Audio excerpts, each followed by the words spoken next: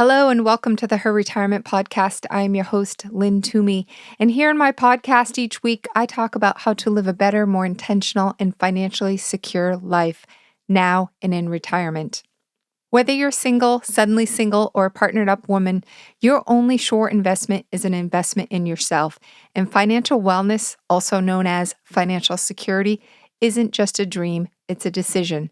And when you decide to make a commitment to yourself and change your financial destiny, our fresh, modern platform will help you know more and have more now and in retirement. Welcome to Her Retirement. Welcome to my Know More, Have More financial wellness platform, and welcome to my podcast. Are you ready to get her done? Let's do this.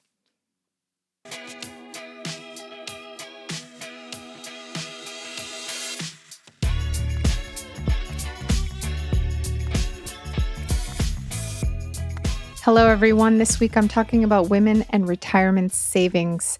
Planning and saving for retirement may seem like goals that are far off in the future, but yet saving, especially for retirement, should start early and continue throughout your lifetime. And I want to start by talking about 4 reasons why saving matters so much to us women, and especially to you. Women are more likely to work part-time jobs that don't qualify for a retirement plan. And working women are more likely than men to interrupt their careers to take care of family members. Therefore, they work fewer years and contribute less toward their retirement, resulting in overall lower retirement savings. If you work and if you qualify, join a retirement plan now. Regardless of how old you are, start now. Approximately 46% of working women participated in a retirement plan. We need to increase that number. Remember, even small amounts can earn interest and add up over time. It's the magic of compound interest, and it's on your side the sooner the younger you are.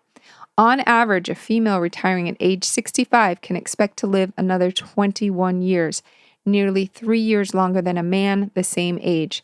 Savings and saving properly can increase a woman's chances of having enough money to last during her retirement. So because of our longevity, retirement savings is even more important for us. However, we often take breaks from those savings plans. By and large, women invest more conservatively than men also. So you really want to choose carefully where you put your money, and you need to learn how to improve your retirement and investment returns. And that's one of the major goals of Her Retirement, is help you get educated about how all this stuff works and how it will impact your future. So I like to say, start here, start now. I'm going to go over 8 questions to help you think about retirement and to help you take charge of your financial future. Number 1, do you work for an employer that offers a retirement plan? If your employer offers a plan, join it as soon as you can and contribute as much as the plan allows. Most employers with a 401k plan match a fixed percentage of your contribution. The most common match that I've seen is 50% of the employee's contributions, up to 6% of wages and salary. Most employers provide matches of 50% or more, so that's good news for us working folk. That's like getting free money, okay? So again, when your employer has a match, it is free money. It is a benefit of working for that employer. Take advantage of it. You don't get the match if you don't put in. You have to put in to get the match. So you always hear, contribute up to your 401k to at least get the match. And then anything over and above that is gravy. I think Fidelity recommends that you should try to contribute 15% of your salary annually to your retirement savings. While all job categories may not be included in your employer's plan, like maybe part-time or temporary workers, your job may certainly be one that is included. You need to make sure you find that information out and make it a priority, okay? Once it comes out of your paycheck, it's going to come out, pre-tax. And so it's going to go in there, not taxed, which is another huge benefit. And you don't even see the money. So that's why it's really important to set up that automatic deposit into your retirement savings plan. You never even see the money. You're not tempted by it to use it for anything else. Include it in your budget, make it happen. Remember, by saving early, you have time on your side, your savings will grow, and your earnings will compound over time. Number 2, Have you worked at the job long enough to earn retirement benefits? Under some plans, such as 401ks or traditional pension plans, you have to work for a certain number of years, let's say like 3, before you become, quote, vested and can receive benefits. So that matching, it may take a while for that to kick in. Investing simply means that you've worked long enough to earn the right to benefits from a savings or a pension plan. Too often, employees, especially women, quit work, transfer to another job, or interrupt their work lives just short of the time required to become vested. So make sure you ask your personnel office, your plan administrator, or union representative about the vesting period at your employer and other details of the plan. Next, number 3, do you keep copies of the documents that define the provisions of your retirement plan? Really important. In addition to asking questions of company or retirement plan representatives, you should keep copies of the summary plan description, or SPD, and any amendments that are distributed. The SPD is a document that retirement plan administrators are required to prepare and provide to you. It outlines your benefits and how they're calculated. So it also spells out any financial consequences, usually reduction in benefits if you decide to retire earlier, like earlier than age 65 in many plans. And you probably received a copy of the SPD when you joined the pension or savings plan, but you can request copies of it at any time from your employer or plan administrator. Also remember to keep retirement-related records from all your jobs. They provide valuable information about your benefit rights, even when you no longer work for the company. Next, what happens to your retirement plan benefits if you change jobs? This is a big one, and people ask this a lot. You may lose the retirement benefits you have earned if you leave your job before you are vested, as I said. However, once you're invested, you have the right to receive your benefits even when you leave your job. In such cases, the company may allow, or in certain cases, they may insist, that you take your retirement benefits in a lump sum when you leave. However, other companies may not permit you to receive your money until retirement. The rules for your plan are spelled out in the SPD. And I want to give you a word of caution. If you receive your retirement benefits in a lump sum, you take the money personally, like check made out to you, you will owe income taxes and a penalty on that money. A better option is to reinvest your retirement savings in another qualified retirement plan or an individual retirement account, which is also known as an IRA. And this must be done within 60 days. By doing this, you'll avoid heavy penalties and taxes, and you'll keep your long-term retirement goals on track. Remember, because you change jobs doesn't mean you're allowed to let your plan and your savings contributions stop. Start a new plan with your new employer. Keep your plan with your old employer. Roll it over to your new employer. Lots of options. If you do want to reinvest the money, it's important that you do not receive the money directly. If you receive it directly, you'll have to pay a 20% withholding tax on the amount you received and then file for a refund in the next year, providing proof that you've transferred the funds to an IRA. So again, if you don't do it within the timeline, you're going to have to go back and prove that you did, in fact, eventually roll it over to a qualified plan. Instead, a better option is to take care of this before the 60 days elapses, and you need to instruct the retirement plan to transfer your money directly to your new employer's plan or an IRA that you've established. Okay, very important. This is easy to do. You just simply fill out some forms supplied by the new plan, whether it's the IRA provider or the new employer, and they'll communicate with your old employer, the old plan. They'll get those monies transferred over. And if you want help with those things, you can talk to a representative of the plan or your new company, or perhaps you have an outside financial advisor who can help you. So speaking of changing jobs, queuing off of an article I saw on money.com this week, I wanted to talk a little bit about what is going on out there in the world with retirement savings plans. Guess what? We Americans, in this great resignation that we've all heard about and people are leaving jobs in droves, Americans have left more than $1 trillion sitting in old 401ks. And this is based on a new study. Talk about forgetting something important. Now, some of that money obviously might be there on purpose. People made the decision to leave their monies with their old employers. Saving for retirement is a challenge these days. So, as lifetime employment and pensions have largely disappeared from the workplace, we're relying on these 401k plans. The average person changes jobs 12 times throughout his or her life. And if you're lucky, some of these jobs have had an employer-sponsored retirement plan. And if you've struggled to keep tabs on all those plans, guess what? You're not alone. By the end of this year, like I said, Americans will have nearly $1.3 trillion left behind in retirement accounts that are connected to previous employers. And this is according to a new study by Capitalize, which is a fintech company that authored this study.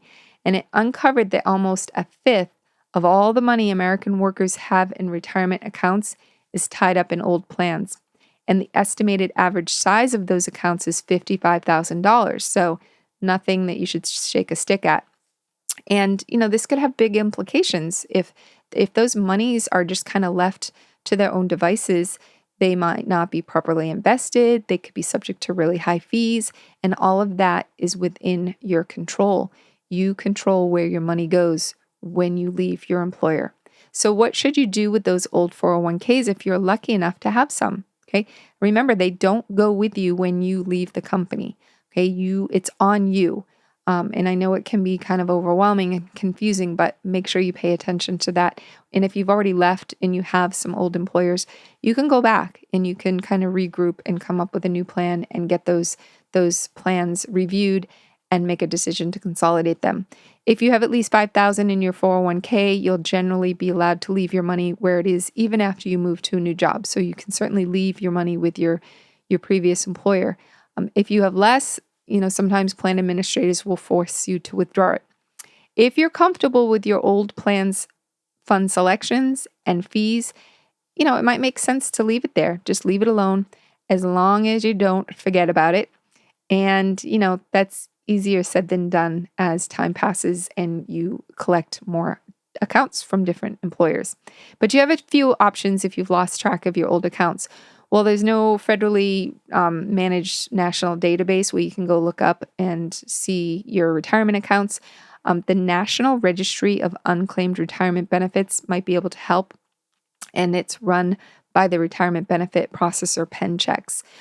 They have an extensive catalog of retirement accounts that's updated weekly, and you can also contact your old employer and see what's going on with your accounts. Once you've gotten a hold of your accounts, you'll want to check how much money they have in them, obviously, and how your investments are doing. That's so important. And if you're paying low fees and getting the returns that match what's happening in the market. And, if you're happy with that, there might be no reason for you to move the account, at least not, right away. And for ease of record keeping, though, some people suggest that it's best to roll over. That's what it's called, rolling over your old 401k into an individual retirement account. That way your money's all in one place as you approach retirement, and it will be easier for you to manage. When I left corporate America, I think I had 3 or 4 different 401ks, and I rolled them into my own personal IRA. I have one account now. It is definitely easier. I don't have to look at all these statements. I don't have to track fees and different retirement options. It's just one platform. Much simpler. Keep in mind that you can roll different types of retirement plans into one another. So let's say you worked for a nonprofit job where you were in a 403B, which is the retirement savings acronym for nonprofits. You can roll that money into a 401k if you're now working for a for-profit organization. And the same rules apply going 401k to 403b. So anyway, at the end of the day, if you have left an employer and you're not really sure, or employers, you're not sure where all your money is in those accounts, definitely take some time to gather them together, get some outside help, deciding on consolidating them or rolling them into your new employer's plans. Next question is, do you know how you can save for retirement even if you don't belong to an employer-sponsored retirement plan? Anyone receiving compensation or married to someone receiving compensation can contribute to a personal IRA. In addition, if you are self-employed, you can start a SEP plan, a simplified employee pension plan, or you can start a simple plan, a savings incentive match plan for employees of small employers. Say that 10 times fast. As with other retirement savings plans, there may be tax consequences and possibly penalties if you withdraw your savings early. Next question. Are you tracking your Social Security earnings? Very important because it's all part of your retirement savings. More women than ever work these days. They pay Social Security taxes and they earn credit toward a monthly income at retirement. These earnings can mean some income. In most cases, about 30 to 40% of your income may come from Social Security, but it will mean income for you and your family in the form of those monthly benefits. And if you become disabled and can no longer work. If and when you pass, your survivors may be eligible for benefits also. In addition, you may be eligible for Social Security benefits through your husband's work and can receive benefits when he retires if he becomes disabled or he predeceases you. Special rules apply if you and your husband have been employed and both have paid into Social Security. Special rules also apply if you are divorced or if you have a government retirement plan. And to calculate your benefit estimate for Social Security, you can go to the Social Security Administration's website. Next question. Are you entitled to a portion of your spouse's retirement benefit if you and your husband divorce? As part of a divorce or legal separation, you may be able to obtain rights to a portion of your spouse's retirement benefit, or he may be able to obtain a portion of yours. In most private sector plans, this is done using a qualified domestic relations order, which is issued by the court. You or your attorney should consult your spouse's plan administrator to determine what requirements this QDRO must meet. And as a side note, we have certified financial divorce consultants that can assist women in the divorce process, and it's really on the financial side. Lawyers deal mostly with the legal side. They do get involved in the financial aspects of it, but they are not qualified to provide that financial advice. So having that certified financial divorce consultant is another team member that you should consider in your divorce proceedings if you end up in a divorce situation. Final question. Are you aware of the rules that govern your retirement plan and the retirement plan of your spouse when either of you die? The rules are different for defined contribution plans and defined benefit plans. If you or your spouse belong to a defined benefit plan or what is known as a traditional pension plan, the surviving spouse may be entitled to receive a survivor benefit when the enrolled employee dies. This survivor benefit is automatic unless both spouses agree in writing to forfeit the benefit. You'll definitely need to check the SPD or consult with the plan administrator regarding survivor annuities or other death benefits. If you are a beneficiary under your spouse's defined benefit pension plan, you may want to request a copy of the SPD and other plan documents that describe your spouse's vested interests or that describe your spouse's vested benefits. You probably want to make this request in writing, and you may be charged a fee for the information, but it's so important to understand those benefits that you may have access to. The rules may be different if you or your spouse participates in a defined contribution plan, such as a 401k. Again, consult the plan administrator for details about spousal rights. And as I always say in all my podcasts, a lot of this financial wellness stuff really starts with you. It's really up to you. It's up to you to know more, to get the facts, to understand what's going on in your financial life. Once you've answered the questions that I reviewed in this podcast, you're on the road to learning more about financial freedom. As a resource for women and men, the Employee Benefits Security Administration has issued a guide. It's called Savings Fitness, a guide to your money and your financial future and taking the mystery out of retirement planning. Really cool little booklets. Obviously, her retirement, the website, we have lots of information. We have our Masterclass, my podcast, which I think I'm on episode, 43 weeks going strong here. But tons of resources on her retirement website. Some are free, some there's a fee for. But again, if you are committed to your retirement savings and securing yourself a more financially free future, you need to commit some time now to understanding how to not only accumulate your retirement savings, but make it last in retirement. So many things. But you have resources. I can connect you to a network of experts who can give you financial, legal advice, lifestyle advice. We are here also to provide education and coaching. Our software, which will help you track your retirement savings plans, which is really important. So one way to not lose track of them is to keep track of them within the Her Retirement software. Again, as I always say, if you have any questions, you can reach out to me at lynn@herretirement.com. It's all about knowing more and having more and getting her done. Thanks for listening. We'll talk to you next week.